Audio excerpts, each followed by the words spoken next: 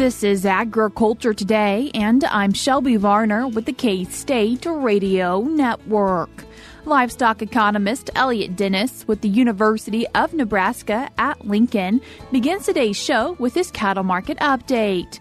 He also talks about major topics that were discussed at National Cattlemen's Beef Association's CattleCon. Robin Reid, K-State Extension farm economist, and Jenny Ifft, Flinchbaugh Agricultural Policy Chair at K-State, keep the show rolling as they explain ARC, PLC, and high coverage options. Ending today's show is K-State Fisheries and Aquatics Extension Specialist Joe Gerken as he talks about filamentous algae and how people can control it. That and more is coming up ahead.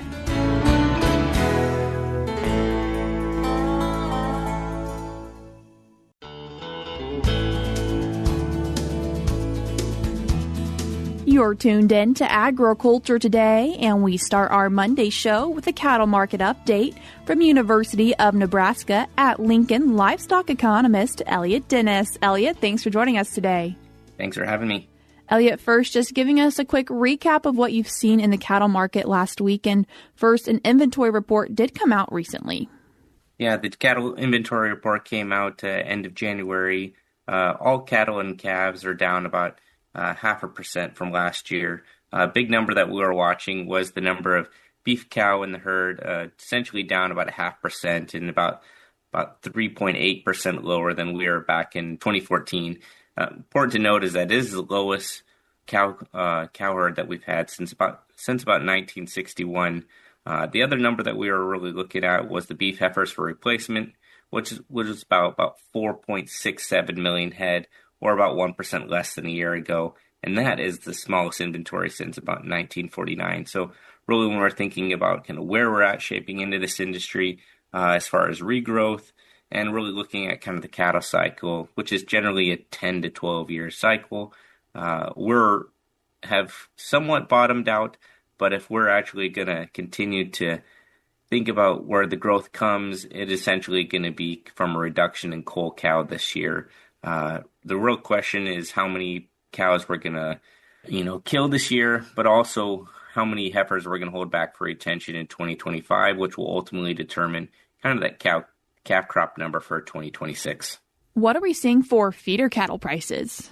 Yeah, these prices have really kind of shot through the roof. If you've been watching some places in Nebraska, we've topped, $4.20 per pound on 5/6 weight. So this is a huge run up in prices. We've seen this even in places like South Dakota, but markets are really on fire. This is, in direct kind of relation to the January inventory report, just given that we have tightening supplies and demand has really kind of continued to remain strong. So that's been a kind of big signal that we can continue to make profits, and there's profits to be made. And Elliott, last week you were at the National Cattlemen's Beef Association's CattleCon and heard talk about a few different policies and wanting to mention those with our listeners today. And the first one involving fake meat. Yeah, this has been a topic that we've been referring to for really the last 5 to 7 years. And as it's grown, we've seen major packers get into this space. A lot of pressure from people like Beyond Meat, cell culture meat, and really kind of the main takeaway that I got from this was that a lot of policy work has been done to really get at the table and to talk about some of the regulatory frameworks and really the idea of fake meat is really dying out.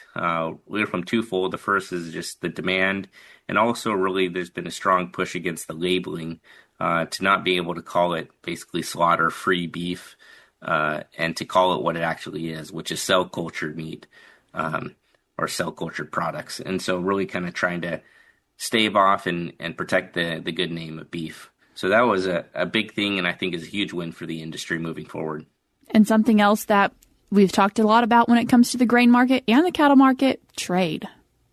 Yeah, trade is always, if we all been watching, Trump in his first 100 days really hitting it hard, using trade and tariffs as a tool to get really countries to come to the negotiating table for better or for worse. Kind of the idea around tariffs is to essentially use it as a tool to enact policy And really, it's really twofold when we think about it. We have our relationships with Mexico and Canada, and they're obviously huge suppliers for the feeder and fed cattle side into the market. And that they're supplying mainly live animals into the markets. And then we think about kind of that meat market, which is really primarily Australia, New Zealand, a few other countries. And then we have this basically big bucket of other category, which is primarily filled through Brazil.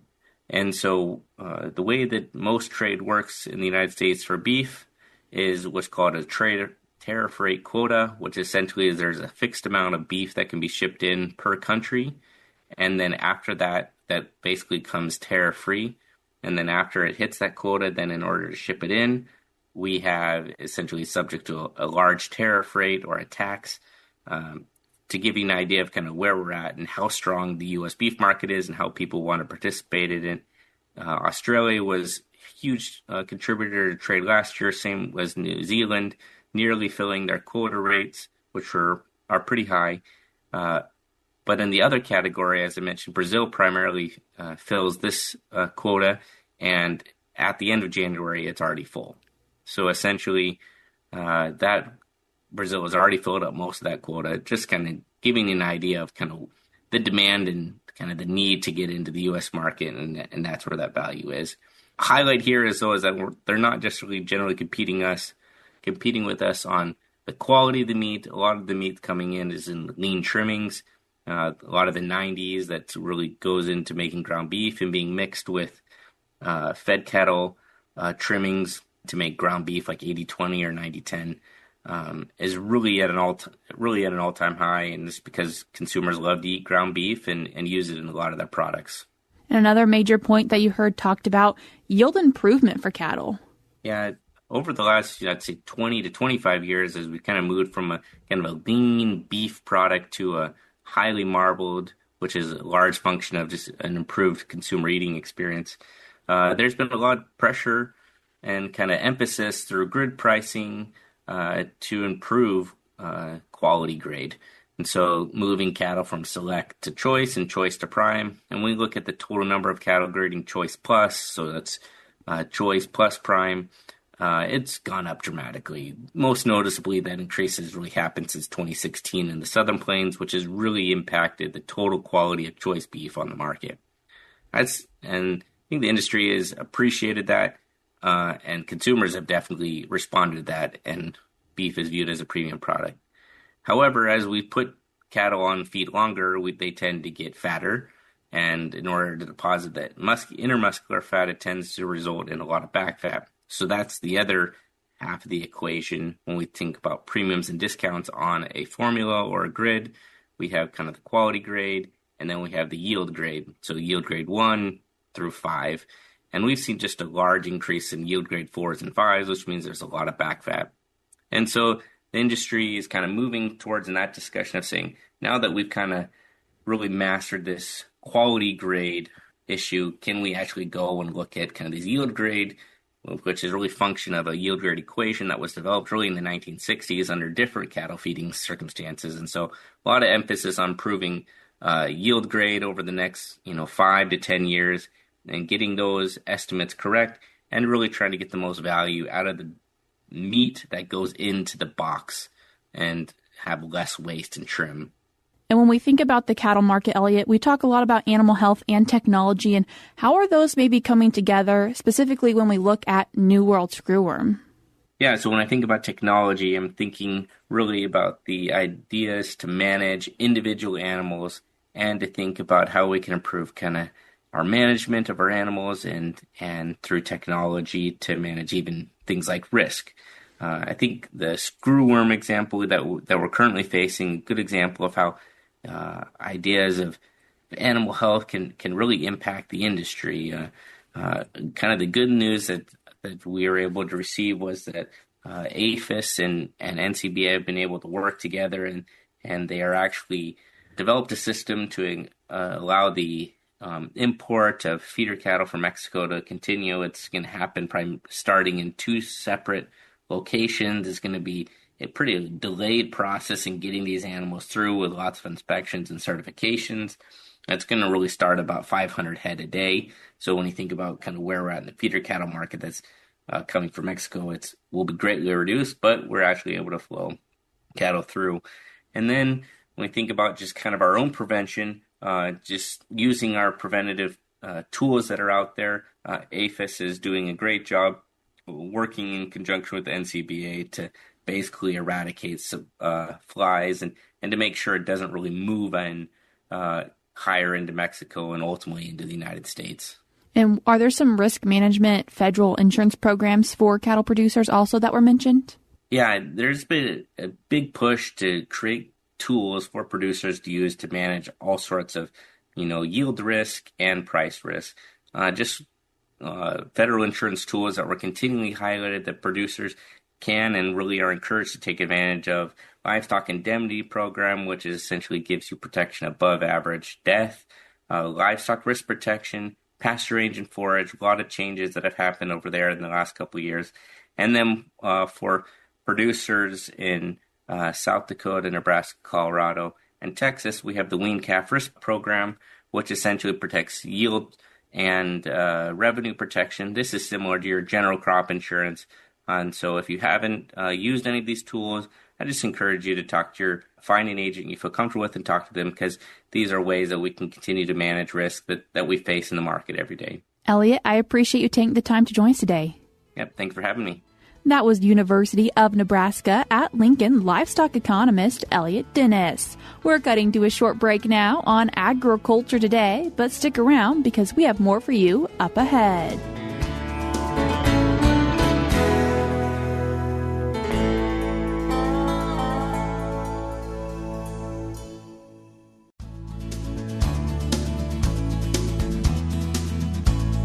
You're tuned in to Agriculture Today, and we continue our Monday show talking about ARC, PLC, and high coverage policies with K-State Extension Farm Economist Robin Reid and Flinchbaugh Agricultural Policy Chair at K-State, Jenny Ifft. Robin, Jenny, thank you both so much for taking the time to join us today. Thanks for having us. It's great to be here. Robin, can you break down what is ARC and what is PLC? Yeah, so these programs have been around since the 2014 Farm Bill, and I think most producers are comfortable with what they are. But again, we're making this decision again this year. We had an extension of the 2018 Farm Bill, and here we are again deciding our program for 2025. So just a quick overview. Price loss coverage, or PLC, is exactly what it says.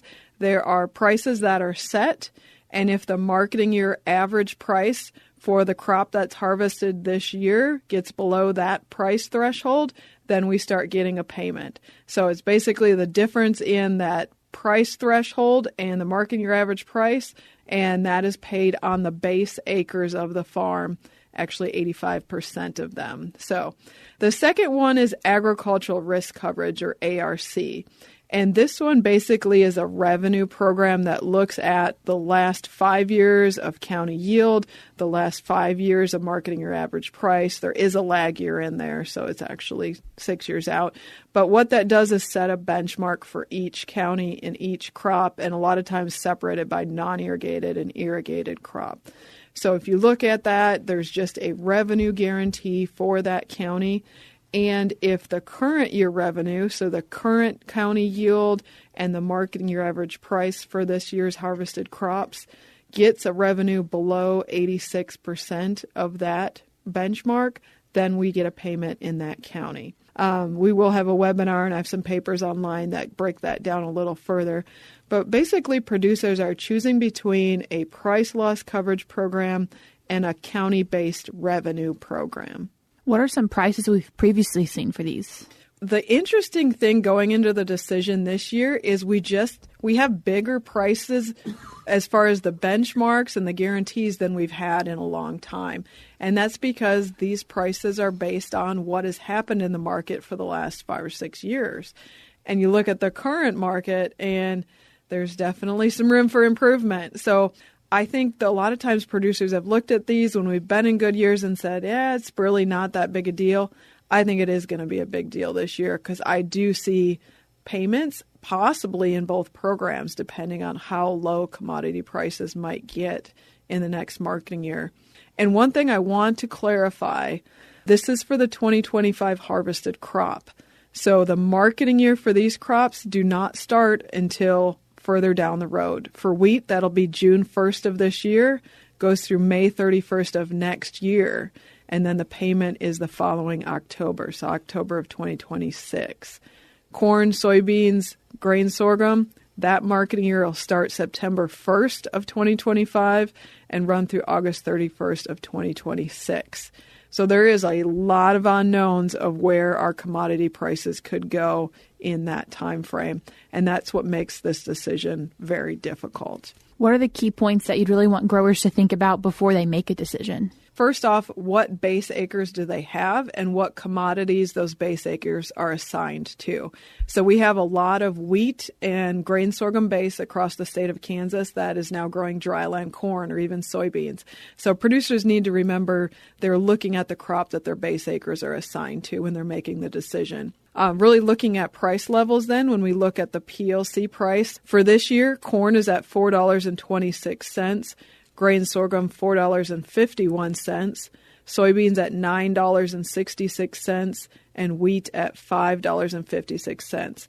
And so again, these are national prices that are going to be compared to those thresholds. So what you're seeing at your local elevator might not be exactly what you're going to see at the national level. But really, producers can think across the board on those prices, and we're currently pretty close to a lot of those thresholds. If you compare that to the Ark County benchmark prices, corn is at $5.03, grain sorghum $5.30, soybeans $12.17, and wheat at $6.72. And just to think about again that program, so if we have a normal county yield, the price has to fall. It's basically a 14% deductible. Price has to fall to 86% of that amount, and then we'll start seeing Ark County payments. So if you look at those levels too, with our current commodity prices, we are likely going to see some Ark County payments for our 2025 crop as well. Jenny, how do high coverage policies play into this? Well, if you choose to purchase Ark for a crop that you have your base acres in, you cannot use the supplemental coverage option. Now, when we talk about this decision, I like to think about high coverage policy. So it's not just SCO, it's also ECO, the enhanced coverage option. Now, these have been around for a few years now for ECO. SCO has been around for a decade, and there's some cautions, some trade-offs that come with those. These policies, they're going to cost more. Producers have to pay a premium. They're based on county yields, not farm-level yields. That may be a consideration for producers. They're not going to pay out until June after the crop year. So if you're harvesting in the fall, that payment indemnity is likely going to come in June if it's triggered. The other point is more of it relates to management. So it's ideal to have a long-term commitment. So if you use these programs like other crop insurance programs, they're designed so the producer comes out ahead in the long run. But you are going to be paying that higher premium, and you could go a couple years without it. So it needs to be a part of a longer-term strategies. Potential benefits are if a producer wants a higher coverage level, using SCO or ECO can be more affordable than bringing your underlying policy up to 85%. Also, if you do choose to use SCO or ECO, they're going to be more sensitive to price decline. So they're going to provide a lot more price protection than those underlying revenue protection policies that most producers use. What are some management considerations, Jenny? Like Robin said, for a lot of producers, we're looking at tighter profit margins. So, thinking about what's your break-even revenue. And some producers might need to have a higher coverage level to be able to protect their break-even revenue. The question is, do you want to use crop insurance or a high coverage policy to protect your break-even, or do you want to use some other risk management strategy, including ARC and PLC? So, in previous years, we talked about high coverage policies can protect your profits. For some producers, it's protecting their break-evens, making sure that they can, repay their loans, pay cash rents. And that, that's something you have to go into with your eyes wide open, because if you end up with revenue that's close to what's expected, that premium, could feel pretty painful.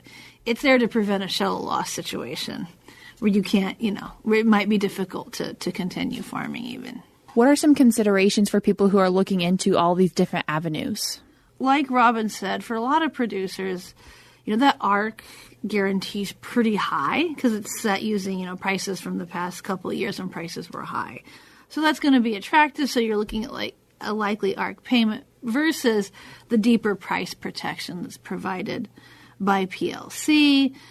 For producers that, do want that higher coverage, supplemental coverage option, that can provide more protection in a drought situation. We're not thinking about that now, but if you have a situation where prices actually go higher, that could offset low yield. So ARC might not pay out. With SCO, you have the harvest price option where your guarantee resets. Your payments are paid out at that higher harvest price. For producers who do want more insurance protection, but they want to use ARC, the enhanced coverage option is also a consideration. So SCO will cover your underlying coverage level. So let's say you have 75% revenue protection. You use SCO, that takes you up to 86%. You could put enhanced coverage option on top of that. You don't have to use SCO with it, but that's going to cover you from 86% of expected revenue either to 90 or 95%. Now this year, the premium subsidies on ECO are higher, so that's going to be more affordable in the past. So for someone who that ARC guarantee looks pretty attractive, but they still want more protection, adding on ECO is something that you could look at. And that's something to really work through with your insurance agent. The other consideration is just how many base acres a producer has. Because if you have a relatively low number of base acres relative to what you're planting, you may want to think about the protection that's provided by these different policies. What are some important dates that when it comes to ARC and PLC and crop insurance? Yeah, so they're normally both March 15th of each year, but this year the crop insurance is staying at March 15th and the ARC PLC election is by April 15th, so an extra month in this decision. But I would encourage producers, they need to be thinking about this now. And Jenny and I actually have a webinar on this coming up on February 12th. And we really encourage producers to either tune into that or watch the recording because there is so much more detail than what we can communicate here in the radio show today. So tune into that and then take advantage of some of our tools that we have that can help make the individual decision on these. That was K-State Extension Farm Economist Robin Reid and Flinchbaugh Agricultural Policy Chair at K-State, Jenny Ifft. If you'd like to find more information on the topics discussed today or get registered for the Winter Wednesday webinar series coming up, you can do so by going to AgManager.info. We're cutting to a short break now, but we'll be right back.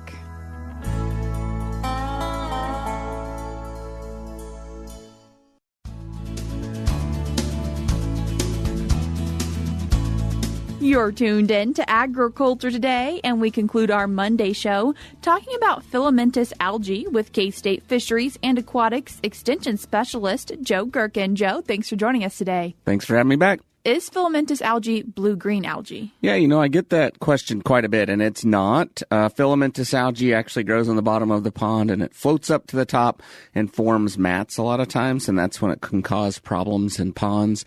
Blue-green algae is actually a bacteria that grows, and so it's not an algae at all, but the blue-green algae can be harmful. They can expose toxins. We've talked about that on the show before, and so lots of reasons to be concerned with blue-green algae. Filamentous algae can be unsightly. It can cause some oxygen and water quality issues, so it's something to be aware of, but not as much of an acute risk as the harmful algal blooms or the blue-green algae you mentioned. Is this something that people are really starting to see quite a bit then? It's cold. We're not really thinking about ponds, but this is when different types of filamentous algae start to show up. And so the earliest form of filamentous algae that we generally see is called Spirogyra. There's two other groups called Pithophora and Cladophora. And the way you tell them apart is you grab some, you put it in your fingers, and you feel it. And so Spirogyra, the type that we're starting to see right now, is really, really slimy. So it starts with an S. Spirogyra starts with an S, and it's slimy. You can remember that because slimy starts with an S. Cladophora feels like cotton balls, so C and C. And Pithophora feels like horsehair. It's really, really coarse. So if you pick some up and you feel it, you can tell, is it slimy? Does it feel like a cotton ball, or is it really, really coarse? And so feeling it, good way to tell them apart. Is this something that can be controlled? Yeah, so a lot of people try to control it, and generally we wait till it's too late to be able to control it.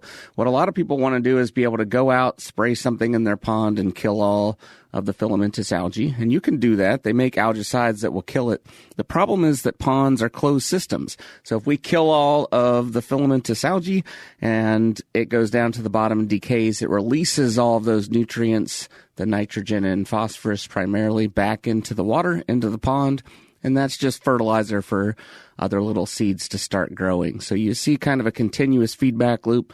Herbicide or algicide is a great tool, but it's not going to solve our problem by itself. So we want to use it in conjunction with something like a rake, making sure that we get it out of the watershed so that it's not washing nutrients back into the pond and being fertilizer for those other seeds. Any concerns for livestock tanks? Yeah, so livestock in ponds can add nutrients, and so we can see higher amounts of filamentous growth if livestock have direct access to the pond. That's one of the reasons that we recommend fencing off the cattle from ponds. We've talked about that quite a bit before. You asked about livestock tanks, and so especially in warmer months, you can start to see algae take over in those tanks. And a few things you can do. One is, if you can, clean out the tank as much as you can, scrub down the sides and try to get the tank rinsed out. The other thing you can do is when that tank is filling up, you can add a little bit of bleach. And so unscented, it's very important that it's unscented, but you can add 8 ounces of bleach to about 1,000-gallon tank. And that parts per million ratio is low enough that it's safe for the livestock to drink, but the algae won't thrive.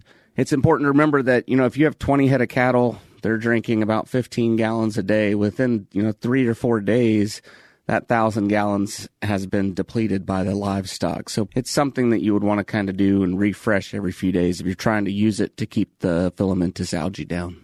Could people ever just leave it alone and it'd go away?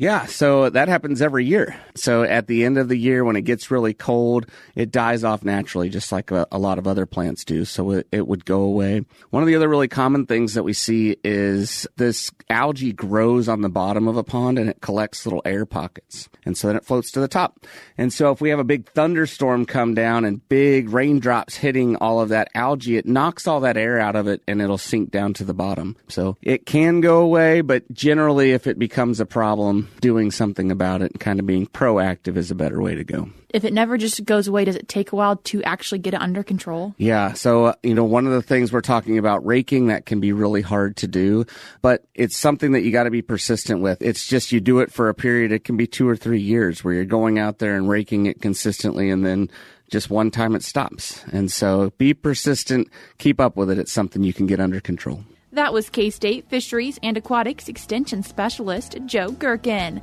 That's all we have for you today on Agriculture Today, but we'll be back with more for you tomorrow.